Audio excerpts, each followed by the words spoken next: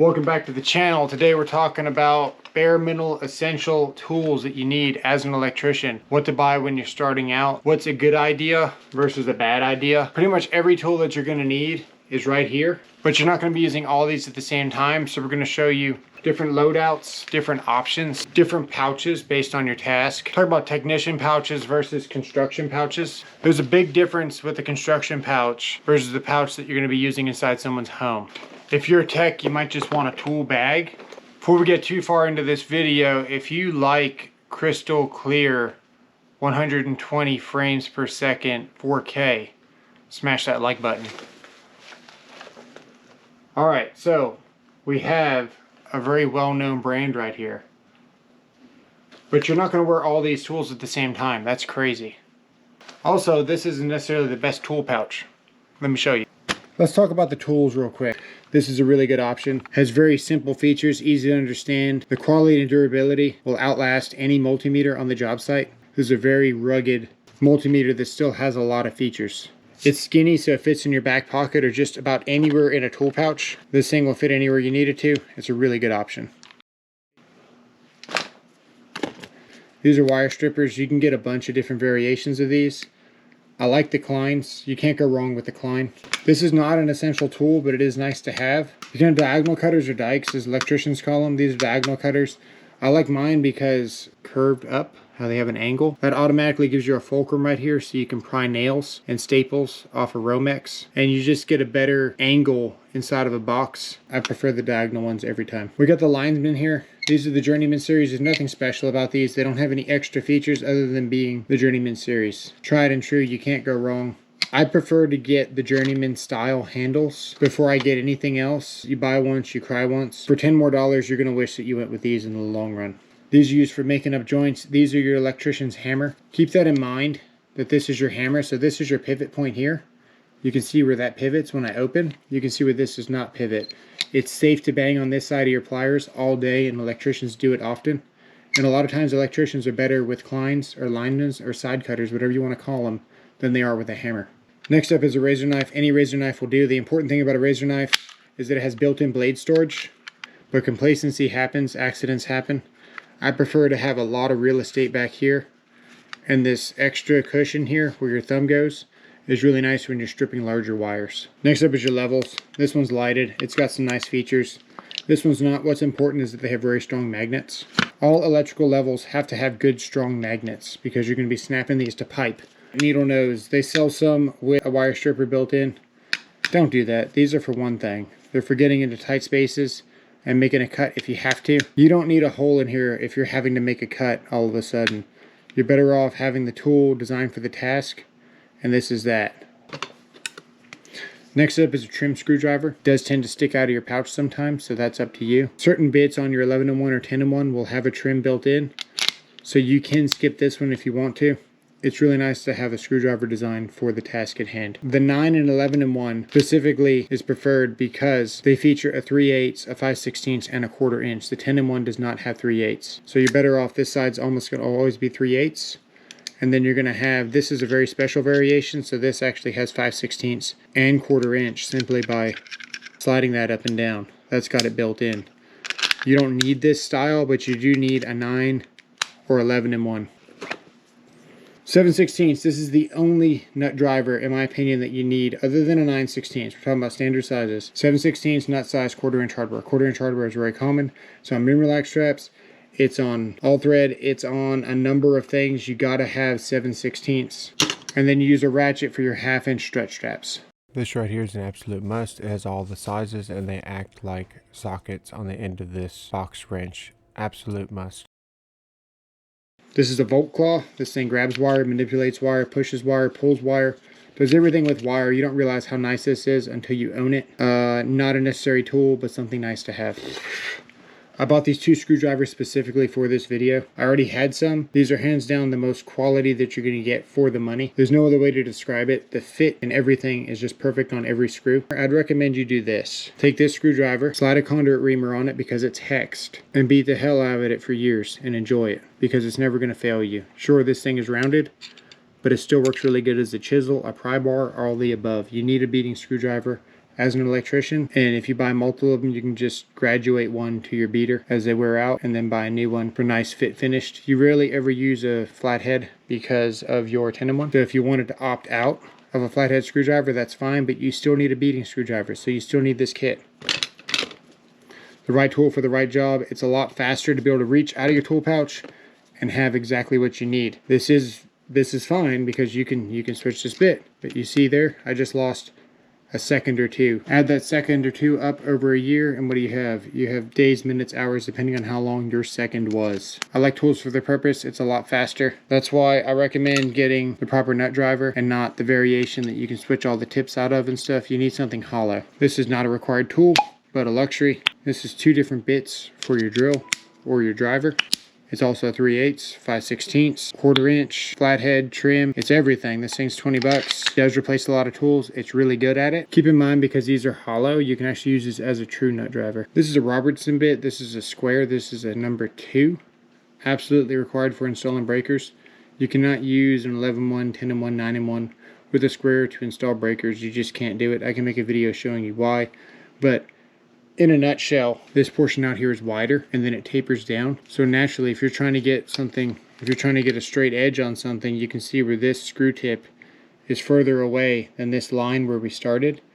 And you wind up coming at an angle when you're trying to install breakers, and you're guaranteed to strip the screw out and cross thread it. It's panel work. It is what it is. You guys are possibly going to be installing breakers if they're hot. Not saying to do it, but it's good to have the tools that you need. You're going to want an insulated one. This is what you need. But if you don't do anything hot ever, just get a regular one. This is a basic conduit reamer. What's nice about this is it's made for set screw couplings. You can't fall off of the screw because you sit on that screw head. The edge will keep you on your screw, and then it reams. 1 inch, 3/4, 1/2 inch. There's a lot of them that they make like this, but after beating on my Kleins for years and years, there's just nothing that beats this handle. I know what this handle feels like. It's thick in the right places. It fits in your tool pouch. It's a perfect length. There's no questions about it. If you're wondering which one to buy, guaranteed satisfaction with this one. This is the insulated multi. Now what this is, you have to get this. You don't have a choice. This is a required tool as far as I'm concerned. It is a luxury, but it's so good. It beats a 10-in-1 because it's just 2. There's not very much to choose from, and you've got exactly what you need. And this screw head right here, that acts almost as a trim. It's the perfect size. It's not going to strip anything out. It's not too big. It's not too small. It's absolutely perfect. It fits in all the tight spaces. It's insulated. This is number 2. The forging is top notch and Klein. It's hard to beat. This thing has been through many years of abuse. You can see where I've knocked the edge off. I'll just buy another one. I don't care that the edge knocked off. I've used this thing daily, and it gives me nothing but success. Highly recommend. Now, so far, everything we've recommended so far fits in this pouch nicely. This is a Vito Pro Pack. This is hard to beat for the price, for the size, for the durability. If you're on roofs in the wet, doesn't matter. It zips up. It keeps honest people honest. That's all I can say. Nothing is completely thief-proof, but it does what it does, and it does it well. There's nothing else to say about it. It's very rigid. It's very formed to its own shape, so don't expect to like cram this in a space. It's going to take up what it takes up. It's pretty much a box. It's very rigid. It's not going to crush. You can put a multimeter in here. You can put expensive multimeters in here. Not worry about them getting damaged. On this side, it's got enough room for your favorite impact. Fits right there nicely.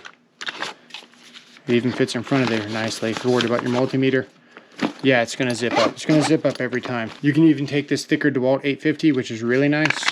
This is actually a 20 volt, so this is considered full size. You can put that in there upside down,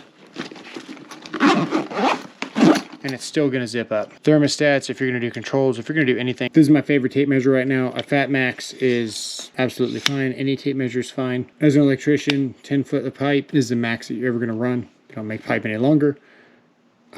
16 footer. I don't know why you'd need a 25. Here's a fairly heavy pair of needle nose. There you go. It's a good tape measure. Any tape measure will work. Just make sure that it has a standout. So if you're standing on a ladder, you can at least reach to strapping. The last company I worked for, 8 feet was the strapping requirement. 10 feet is per code. So therefore I needed a tape measure that would at least outreach 8 feet and maintain its integrity, Fat Max will do that for you. This will do that for you. Find one that works for you. But I highly recommend you get a tape that stands out. Channel locks, everybody knows what these are by now. These are hands down, by far, the best channel locks, tongue and groove, slip groove, whatever you want to call them. They are the best that you can possibly get. If you want to buy twice, get something else. But if you want to buy once and keep these for a lifetime, get these. I've cut sections of these off with the bends. You're not going to beat these. These are your pliers, these are your hammers, these are your grabbers, these are your holders, these are your everything. This is going to be your most used tool as an electrician. I fully believe in that. These are right up there with your Kleins. Your channel locks are like an extension of your hand. You have to have good channel locks. You cannot go wrong with these. I've had the big pairs, I've had the small pairs. This is the 10-inch, I believe. This is the ones that you want. That's them right there. That's the numbers. Look it up yourself. If you got any questions, I can look this up. And leave me a comment below if you want to know anything about any tool that you see here. I don't have a preference in the handle. They get a little bit bulkier, but I got big hands. So I can just about touch the other side of my hand there. I can't quite, but I can just about reach all the way around. With these, without it, I can touch it. So these are good for identifying circuits that you think might be on and verifying they're on. This is not a multimeter. This is not confirm voltage. This does not deny voltage. This doesn't do anything except for verify what you think you already know. Is the circuit on and is it off? Was the circuit on? You flip the breaker, now it's off. You have somebody at the panel. They're yelling at you. You're yelling at them. And you're verifying as they flip breakers. And you see this thing flip on and off real time. That's what this is for. You still verify with a multimeter. These can be useful, but they will get you killed. Sheetrock knife, I chose this one because of the sheath. A sheath is good. I like folding jab saws too. Keyhole saws, whatever you want to call them. This one's nice. I stabbed a double thick sheetrock. The knife flexed. It didn't break. The knife is very rigid. Get whatever's in your budget. This one works very well. But you gotta have a sheetrock saw. You can never have too many levels as an electrician. You just can't do it. Thing doesn't stick out here, so it goes in flush completely.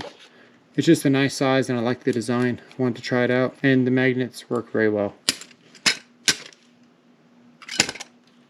Pry bars, especially if you're in residential, you gotta have a pry bar pulling panels away. Finessing things without cracking the sheetrock is essential when you're doing remodels, repairs, or especially if you are doing service work. You don't want to underestimate how valuable a flat bar can be when you need it. So we showed you the pouch. The pouch must be good, right? Get the pouch? No, don't get this pouch. It's conditional. If you're in service and you want to have different kind of setups, you want to have this hanging, you want to have different tools in here ready to go, yeah, get this pouch. This pouch is too rigid for construction. It's a good service technician pouch. That's about it. Has a nice fancy kickstand here. You can put it on top of countertops. You can grab what you need. You don't want to be wearing tool belts and brushing up against cabinetry, dishwashers, things like that. You want to be able to put your pouch on the table.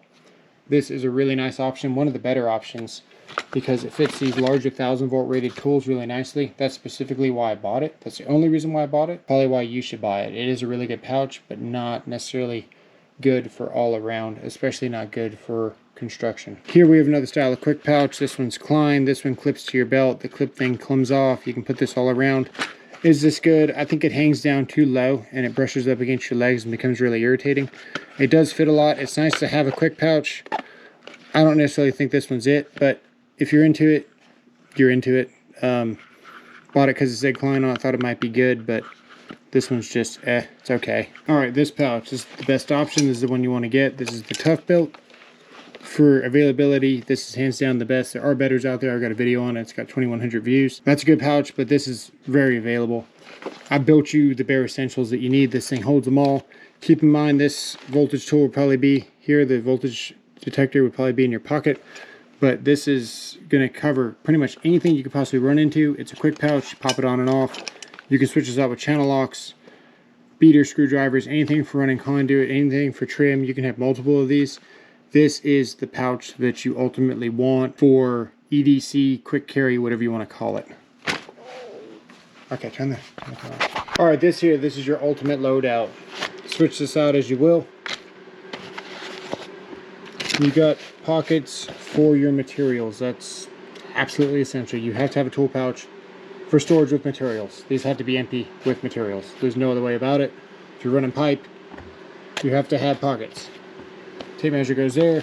Switch this multimeter out if you're running out pipe, of course.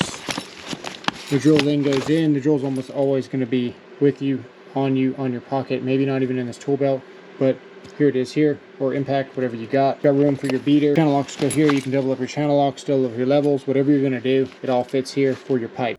Alright, so if you can't tell, this is your construction setup. You gotta have all your tools on you with construction. You can switch some out, but you more or less gotta have them all with Then you got this side here. You can switch this out. You gotta have Kleins on you. You gotta have diagonal cutters on you. You can even switch these out. We still got extra pockets in here. There's plenty of room in here. A lot of tool belts are built just like this one. This kind of similar style. The Gatorback, this comes as a set. It's like $100. It has these work to carry your tool belt when you're not wearing it, which is actually really, really important. You don't realize how much of a pain it is to carry your tool belt until you have to carry your tool belt. So there you go. That has built-in handles. That gets bonus points right there.